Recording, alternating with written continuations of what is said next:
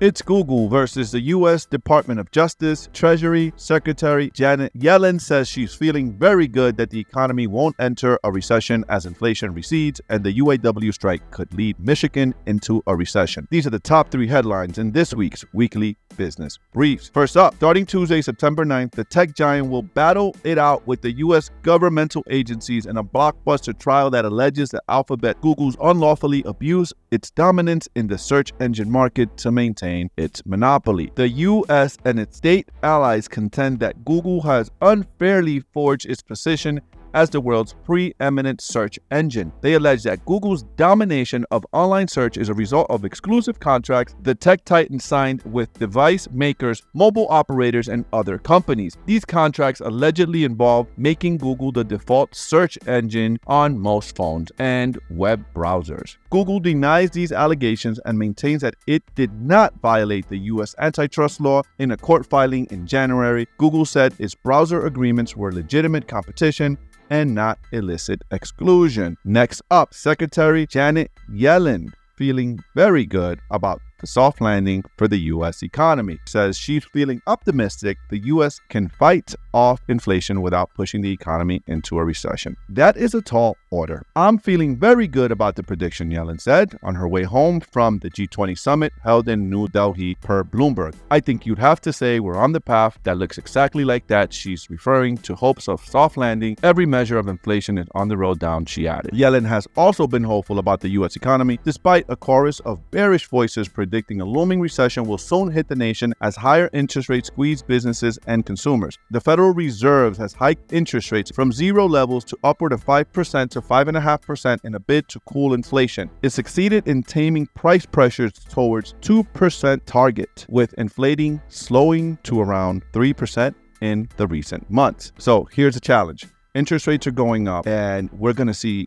real estate is gonna hurt. We're in the eye of the storm. We're gonna see real estate softening. We're seeing buyers leaving the market. We're in an affordability crisis. I've been talking about this now. I'm beating this drum now for over a year. We're in an affordability crisis where people cannot afford these payments at these prices with these interest rates. We have a $4 to $8 billion reset book of business on commercial loans. We're going to see commercial loans start to blow up. We're going to see some of these multifamily office spaces, commercial strip malls. A lot of these things are going to start blowing up as we got $4 to $8 billion. Some reports say $4 billion, some say $8 billion. Either way, between $4 and $8 billion in mortgage reset loans is a lot of money, and that will do a lot of damage to the economy when these guys and these companies try to go refi and they can no longer cash flow because the rents that they're collecting cannot cover the mortgage payments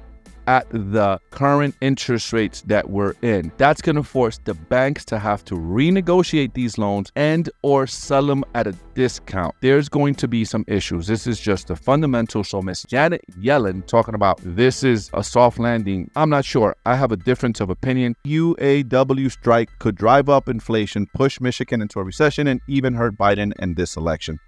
I'm going to tell you this. It ain't this that's going to hurt Biden. What's going to hurt Biden is him not helping Hawaii after the wildfires, and yet this week he went to Congress to ask for $6 billion to keep funding the war in Ukraine, and he is not sending money to our own people right here in our own country, man. A strike by the United Auto Workers Union against Ford, General Motors, and Stellantis, which could come as soon as Friday, could damage the economy and drive up inflation. The economic consulting firm Anderson Economic Group said in August a 10-day strike of over 143,000 workers could reduce the nation's gross domestic product by $5.6 billion, AEG found, which could push Michigan into a recession. You think? Nearly $1 billion of this total would come directly from the company's losses, while another $859 million would be lost from workers' pay, AEG estimated. The industry overall would lose over $3.5 billion, AEG projected. The automotive industry makes up about 3% of the U.S. GDP. That's a big number. 3% of the U.S. GDP, just the auto industry. So think about the impact that will have even on our GDP as a whole if these automaker workers go on strike. Supply demand, right? So if they have, let's just say that the auto workers go on strike for a couple months, 2 or 3 months, and now these guys guys have 2 months of inventory. They go through the inventory. They sell the inventory that they already have. And now there's new demand for new cars.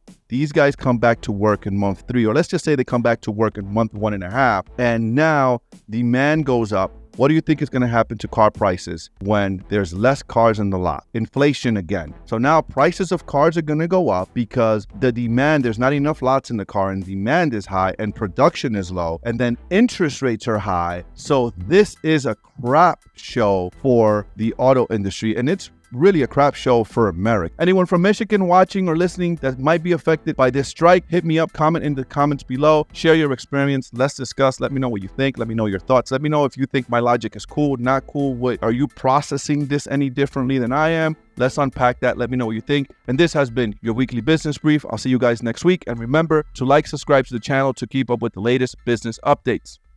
Peace.